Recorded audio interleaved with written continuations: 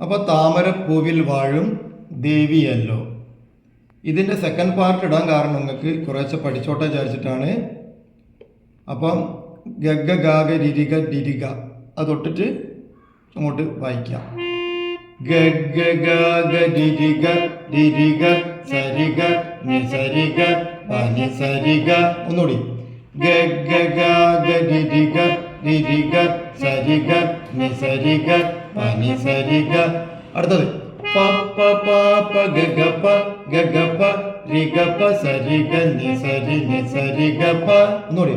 പപ്പ പാപ്പ ഗഗപ ഗഗപ രിഗപ സരിഗ നിസരി നിസരിഗപ.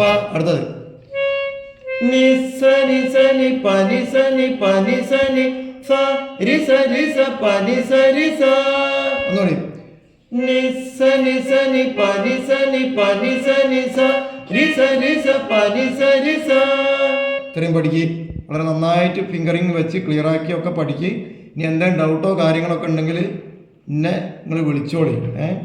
ഇല്ലെങ്കിൽ കമൻറ്റ് ചെയ്താലും മതി. അങ്ങനെ ഇങ്ങനെയൊക്കെ പഠിക്കാനേ പറ്റുള്ളൂ ഇതിൽ പ്ലെയിനായിട്ട്. അത് പഠിച്ച് നല്ലോണം ക്ലിയറായിട്ട് വായിച്ചു കഴിഞ്ഞാൽ ഓട്ടോമാറ്റിക്കലി നിങ്ങളെ കൈകളൊക്കെ നന്നായിട്ട് ഓടിക്കോളും. ഓക്കെ, ശരി.